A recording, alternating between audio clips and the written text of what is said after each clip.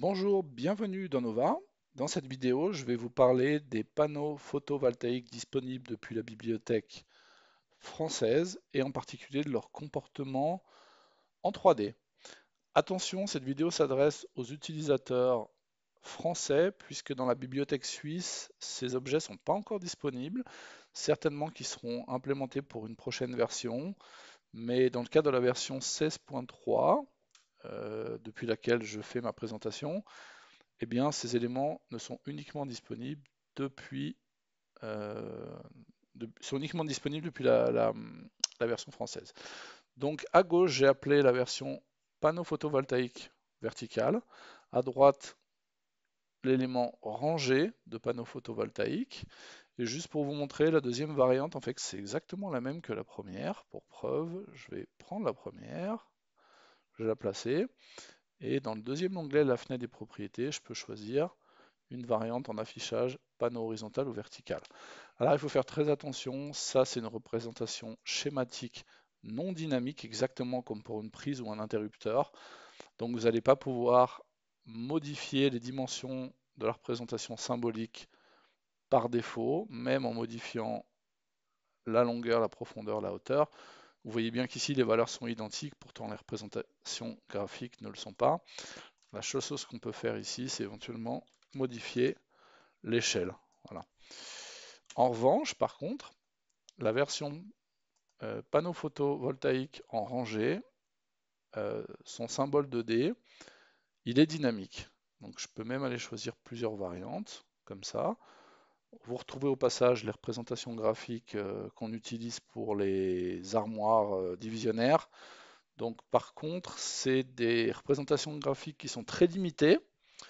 On a un choix très limité dans les représentations dynamiques, c'est la raison pour laquelle pour la rangée, on a une variante qui est très basique, mais l'avantage c'est que vous pouvez piloter l'encombrement de votre objet via la fenêtre, pardon, ici, longueur totale, via la fenêtre des propriétés. Voilà.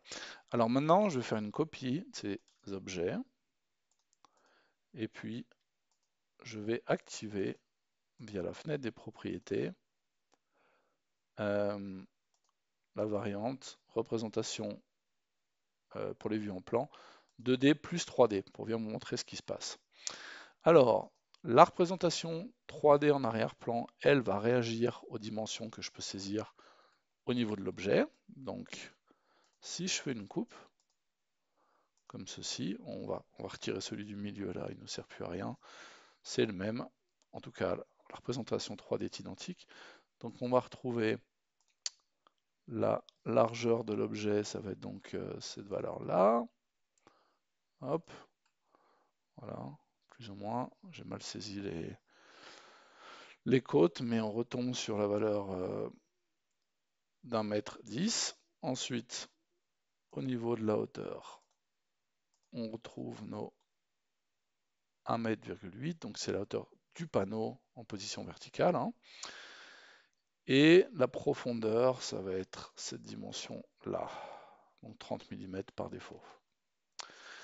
Alors, si je veux maintenant modifier l'angle, mais je veux également un support, je vais aller ici, dans la propriété 3D, chercher l'angle qui me convient. L'angle, je ne peux pas dans la version avec support le saisir de manière dynamique, donc il va falloir que j'aille chercher une de ces variantes. Par contre, si je choisis la variante sans support, panneau solaire de toiture, là, je peux saisir la valeur que je veux. Ça va fonctionner correctement. Voilà, donc soit on choisit la variante de toiture, on peut saisir l'inclinaison, soit on choisit une autre variante, et dans ce cas-là, pour pas se retrouver avec des supports qui ressemblent à ça, bah on va rester sur 0. Voilà. Concernant... Ah oui, peut-être, excusez-moi pour finir, donc je peux également modifier le niveau de détail, puis surtout si je veux, je peux uniquement travailler avec une représentation en 3D en vue de dessus. Voilà. Alors, Pour la rangée de panneaux, c'est un peu plus compliqué parce qu'on est très limité dans ce registre avec la technologie qu'on utilise pour les éléments électriques. Donc on a dû faire certains compromis pour quand même arriver à vous proposer un élément qui est dynamique sur la longueur totale et qui est également dynamique sur la longueur par panneau. Donc on a dû faire un compromis. Le compromis, c'est le suivant. Vous n'avez pas la possibilité sur la rangée de définir l'épaisseur de votre panneau.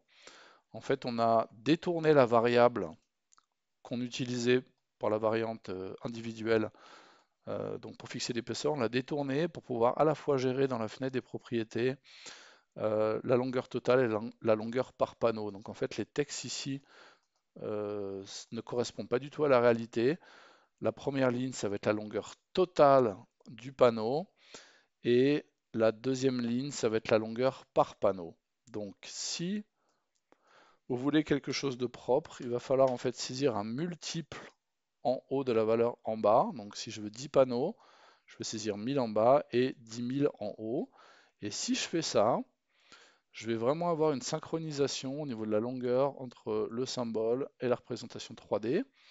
Le petit décalage que vous voyez ici, en fait, c'est dû à l'inclinaison du panneau, puisque en fait, on va avoir dans la représentation symbolique, pardon, on va avoir 1800 depuis la vue de dessus, alors que là, on a 1800 en fait en incliné. C'est pour ça qu'il y a une légère différence, hein. Mais pour obtenir des valeurs cohérentes, faites bien attention, saisissez bien en fait en haut un multiple de la valeur du bas, Donc, je vais vous redonner un autre exemple. Donc si par exemple j'ai des panneaux qui font 800 mm par panneau et que je veux une rangée de allez, 11 panneaux, je vais donc taper 8800 pour la longueur totale. Voilà. J'espère que malgré les limitations sur lesquelles j'ai assez insisté, vous trouverez quand même une utilité à ces éléments. Je vous dis à très bientôt.